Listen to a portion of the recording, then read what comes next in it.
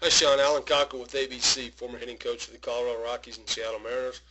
Take a look at your video this afternoon. Sean, one of the biggest things I look for in setup is that we're just maintaining balance. And for me, balance is keeping these knees inside this feet and keeping the head inside the knees. If we can start there and get into that position, we're in a pretty good balanced position. I see here you have your head and eyes fully turned towards the pitcher so that we're getting a good 3 o'clock, 9 o'clock, two-eyed look at the pitcher. So that's a good starting position. The next phase that we're going to take a look at is the load phase. When we're preparing, we're getting ourselves in a position to see the ball and then attack it. Okay? When we load, the biggest thing that I really want guys, we want to maintain this knee inside this back foot. So when I'm loading, I want to try to feel weight getting to the inside part of this back leg. Okay? Now we're going to take it forward into the load phase, and I'm sure you've heard the term get your foot down. Okay, most hitters, and yourself included, the toe will land first, but it's not until this back heel fully plants down into the ground am I loaded. Okay, so when you see that heel plant, we are now in a loaded position.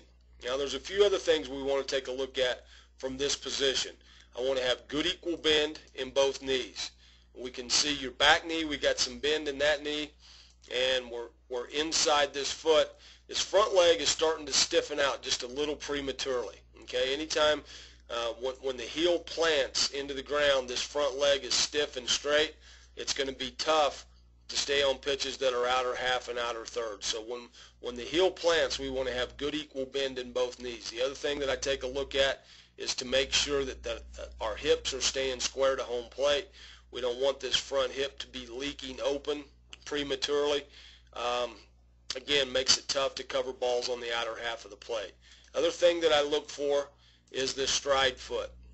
I think I'm going to draw a couple lines here. This stride foot right here, yours is at 57 degrees open. We want to try to keep our guys at 45 degrees or less. So here's another thing that's going to cause this front hip to want to leak open just a little bit. That straight front knee and just a leaky front hip is going to, and this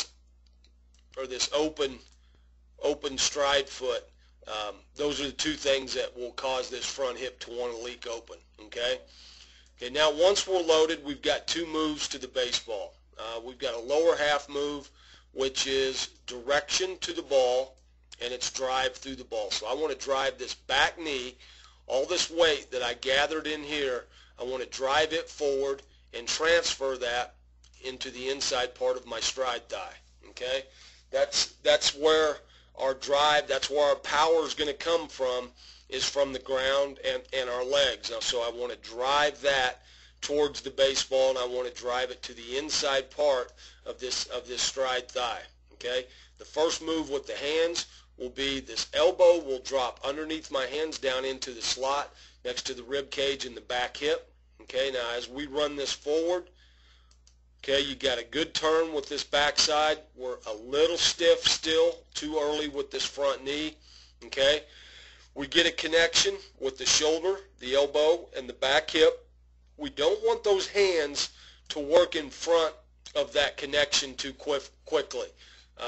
And again, when the front hip opens up too early, it'll take my hands out and around the ball, and they'll work in front of that connection. So the biggest thing I want is this shoulder, this back elbow, and this back hip all in alignment, and then my hands from that point, once that is in a line, now my hands will start to work out here in front of my body to contact.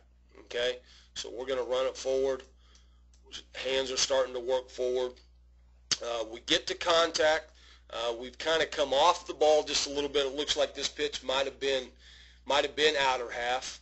Okay, we kind of beat it into the ground just a little bit. We do get some good extension. Okay, run this back.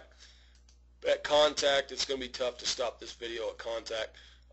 At contact, we want to have hands are in a palm up, palm down position. Okay, I want my head and eyes, I want them looking right down the barrel of the bat at contact, and then we're going to go ahead and get the extension, and then we're going to get a good finish and a good under balance finish. Okay, you know, the biggest thing for me, Will, is as I look at your video, the areas I think that we can clean up. Okay, when we get to this position right here, this heel is down.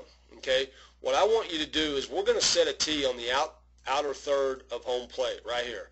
I'm going to set it even with my stride foot. Okay, we'll put a little ball on out here for you.